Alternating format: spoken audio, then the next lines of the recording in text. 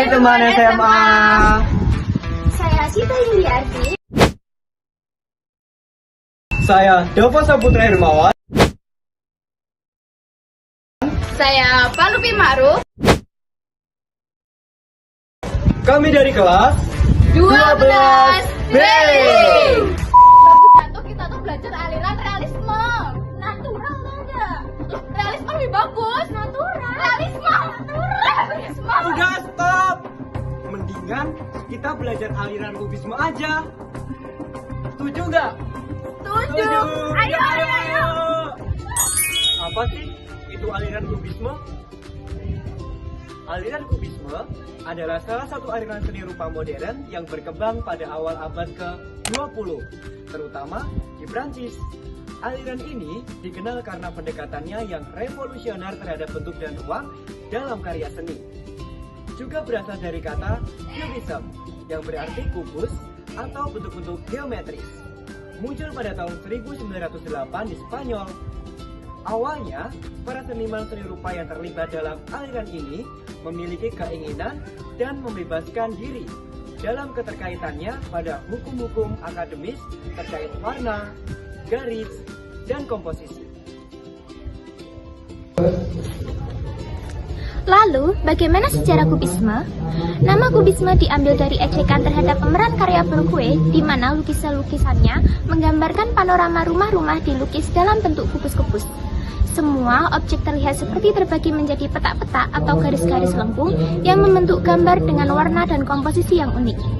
Melalui observasi lukisan-lukisan aliran kubisme, penonton selalu merasa tertarik untuk memahami apa yang sebenarnya dilukis. Kubisme pada awalnya muncul pada tahun 1907 saat Picasso mulai menggunakan gaya tersebut di dalam karya yang berjudul Demoiselles d'Avignon. Karya tersebut sebagai prototip atau sebuah karya dari prakubisme. Dalam karya tersebut telah tampak berbagai macam ciri-ciri dan di dalam karya tersebut telah tampak berbagai macam ciri-ciri dari aliran kubisme seperti distorsi yang radikal di area hidung, latar yang terpecah atau terfragmentasi, dan posisi mata yang sedikit janggal tapi dapat memberi ekspresi artistik. Georges Braque yang melihat lukisan tersebut di studio Picasso merasa tertarik dan menanggapi gaya yang dipakai oleh Picasso dengan mengeksplorasi gaya-gaya yang mirip atau serupa. Nah teman-teman, aku kenalin salah satu tokoh aliran kubisme, yaitu bernama Georges Braque. Pada tahun 1882 hingga tahun 1963. Braque dibesarkan dan dilatih untuk menjadi seorang pelukis, sama seperti ayah dan kakeknya yang sudah lebih dulu terjun dalam bidang tersebut. Braque adalah rekan Picasso yang bersama-sama membentuk dasar-dasar kubisme. Mereka seringkali dianggap sebagai dua tokoh sentral dalam gerakan ini. Karya-karya Braque di sepanjang karirnya selalu berfokus pada objek yang masih hidup dan cara melihat berbagai macam perspektif melalui garis, warna, dan juga tekstur. Dan ini dia, salah satu lukisan dari Georges Braque yang diberi nama Les Demoiselles d'Avignon. Gambar ini adalah salah satu karya yang terkenal dan cukup berpengaruh dalam sejarah seni rupa modern. Selanjutnya, karya ini menjadi penanda awal mula periode kubisme dalam karir Pablo Picasso. Lukisan ini menampilkan 5 wanita dengan wajah dan tubuh yang terdistorsi. Picasso menggabungkan berbagai sudut pandang dan juga bentuk geometris untuk menciptakan kesan rumit dan ketidakstabilan visual. Sebelumnya, lukisan tersebut berjudul The Brothel of Avignon. Namun, karya ini kemudian diubah namanya menjadi Les Demoiselles d'Avignon.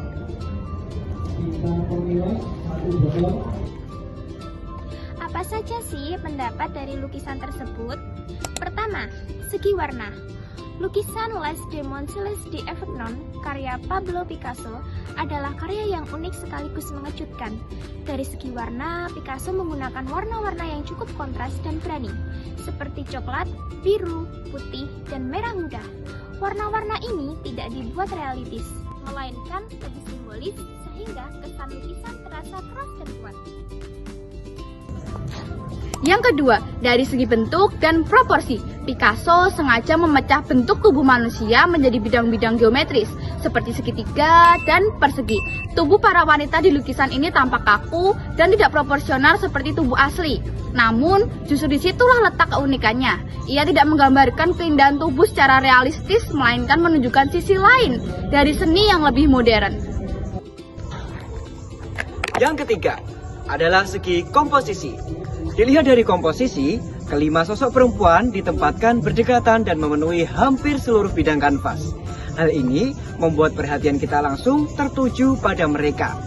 Tidak ada latar belakang yang rumit, sehingga fokus utama tetap pada ekspresi dan juga bentuk tubuh para tokoh.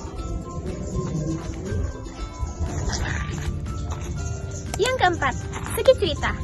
Dari segi cerita, lukisan ini menggambarkan 5 wanita yang diyakini sebagai pekerja di sebuah rumah bordil di Barcelona. Namun, Picasso tidak menampilkan mereka secara manis atau romantis.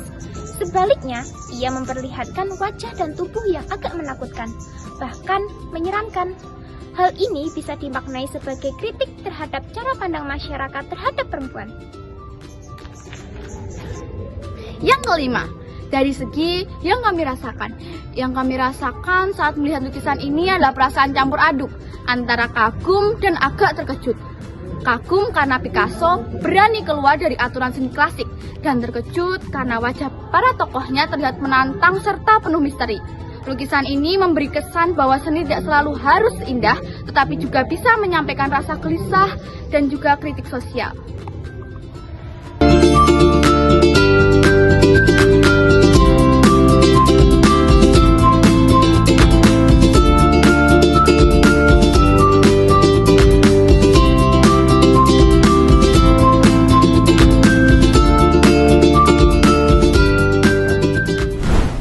Nah, itu tadi informasi seputar aliran kubisme. Saya Dava. Saya Sita. Saya Pak Lutfi. Kami dari kelas 12B. See you.